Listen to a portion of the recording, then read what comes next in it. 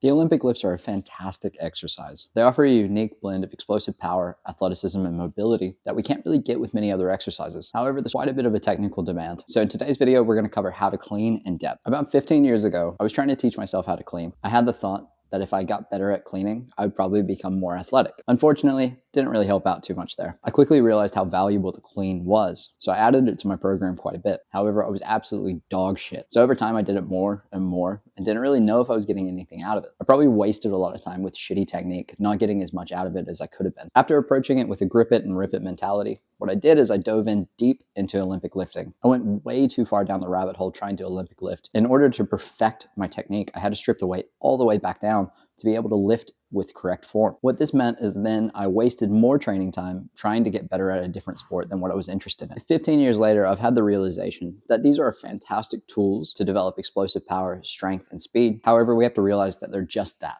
They're a tool. So the central theme of this video is going to be that we're trying to teach you how to clean well enough that we can use it as a training tool. However, we want to remember that this is a sport in itself. 15 years on, I'm still not very good at any of the Olympic lifts. However, I'm good enough that I can train them at a sufficient intensity to be able to get some kind of adaptation. Before we get into the phases of the lift and an explanation of how to do it, Olympic lifting can get a little bit confusing because we have so many derivatives and starting positions. So very quickly, let's cover these key positions. Because the clean is a dynamic exercise performed at high intensities, we're not able to correct during the motion as well. During lower intensity movements, our nervous system is able to receive signals where our joints and limbs are in space, course correct based on our goals. However, with dynamic exercises, our body isn't able to course correct there. So what this means is I'm going to stress these key positions quite a bit because what these serve is a checkpoint. The first position is our power position. Our power position is with a vertical torso, a slight bend in the knees, and the bar resting somewhere around our mid-thigh. The next key position is the hang above the knee. So with the hang above the knee, we're pushing our hips backwards,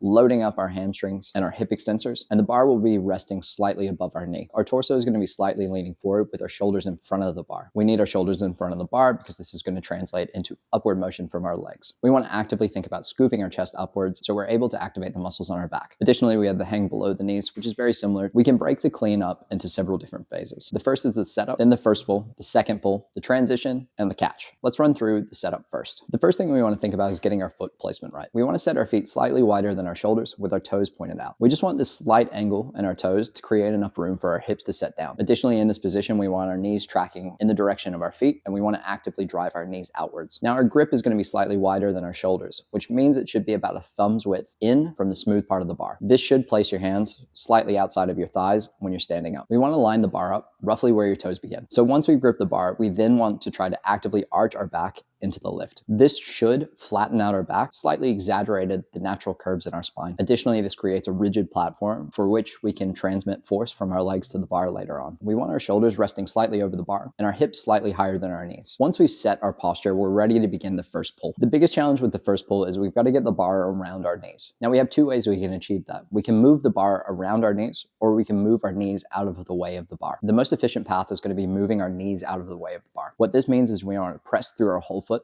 extending at the knees and keeping the same hip and torso angle. This will allow us to keep the bar close, avoid our knees, and stay in a good position to allow us to accelerate the bar once it passes our knee. During the first pull, we really want to be patient. A really common mistake here is trying to rip the bar off of the floor as fast as we can. What we want to focus on here is a regulated tension. We want to focus on driving the floor away as if we were doing a leg press, controlling our position as well as the distance between the bar and our shins. Once the bar crosses our knees, we're now into the phase of the second pull. The challenge here is to ensure that the bar comes close to our hips as we begin transferring the force from our hips and our legs. Rather than thinking about bringing your hips to the bar, what I want you to imagine is that we're trying to jump upwards. When we focus on bringing our hips to the bar, what this creates is a contact and a collision that sends the bar out in front of us. When we focus on the intent to jump, what happens is that bar drifts upwards rather than outwards. Anytime the bar drifts away from us, it creates a lot of momentum, and we have to move in funky ways to be able to receive the bar on our shoulders. As a product of this upward motion, we should achieve what's called triple extension. What this means is that our knees, hips, and ankles are all extending simultaneously. However, if we focus on hitting these key positions, we'll be able to achieve this without consciously attending to it. If we transcended force from our legs to the bar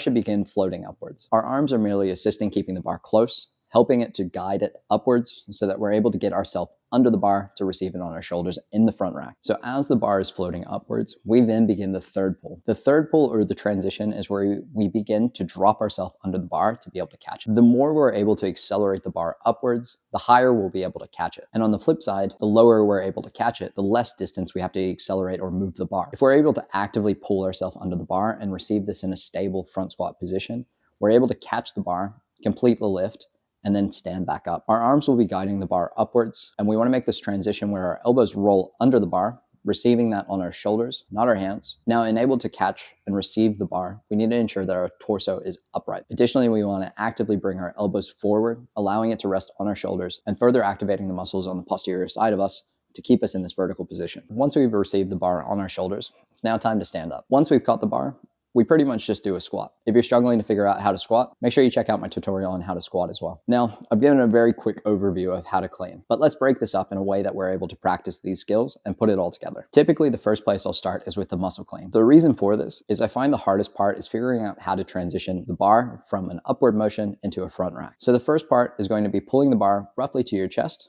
focusing on keeping your elbows up and out. We want the bar to graze your shirt on the way up to keep it nice and close. Once we have the bar as high as we can, just using our arms alone, then want to focus on aggressively rolling our elbows under. This should become a smooth transition, guiding the bar from our chest height up to our shoulders where it can rest in a front rack position. Once we're happy with the transition, we're then going to progress down to the hang. Once we're in the hang, now we can coordinate our hips to bring the bar up to generate a little bit of momentum before we go into the transition and the catch. We can also practice the contact that the bar needs to make with our thighs. Part of the way that we're able to transmit force from our legs to the bar is making a little bit of contact. However, as I mentioned with the hips, we don't want this contact to be too aggressive, knocking the bar out away from us. So this contact drill is a really good way of practicing the transition and the rhythm from the pull into the upward motion of the bar. We're going to start in the hang and let the bar drift out away from us. Then using a sweeping motion from our arms, we're going to bring the bar in a rhythmic motion to make contact with our thighs. After 3 to 5, you're then going to make a little bit of aggressive contact with your thighs and focus on snapping upward to send the bar up. Once we feel reasonably comfortable with the hang muscle clean,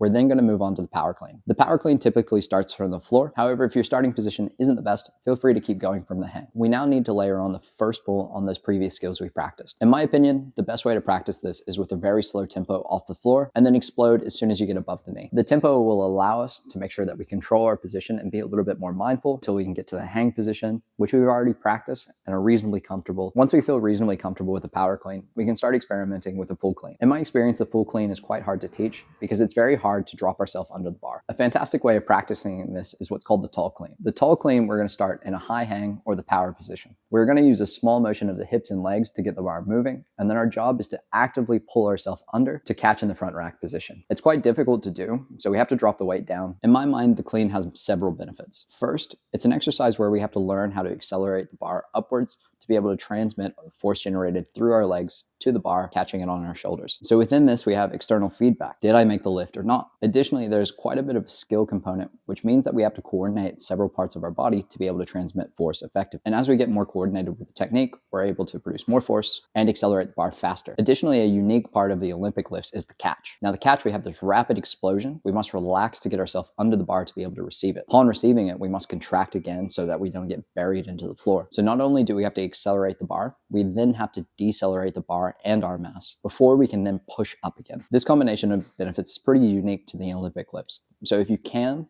I think they're a great tool to add into your training. Typically with the Olympic lifts, I program these at much lower volumes. However, early on, I'm a little bit more flexible. Early on, when we're first getting the hang of the clean, we're really trying to practice a skill. So depending on where the athlete's at, sometimes I'll just start them off with 10 minutes of practicing whatever progression they're struggling with the most. Once they get about 7 out of 10 reps, reasonably good, we're ready to move on to the next progression. Up to this point, we'll still be training power, but we'll be doing so in different ways that require less skill. This may be things like loaded jump squats or trap bar jumps instead. I begin to think about sets and reps only when we can get a bit of load in. Typically, we want to keep the reps under about 5. This allows us to train with sufficient intensity and avoiding technical breakdown. So a very typical progression would be something like a 3x3 at roughly 70% of a 1 RM. In terms of intensity, we want to be trying to accumulate volume around 75%.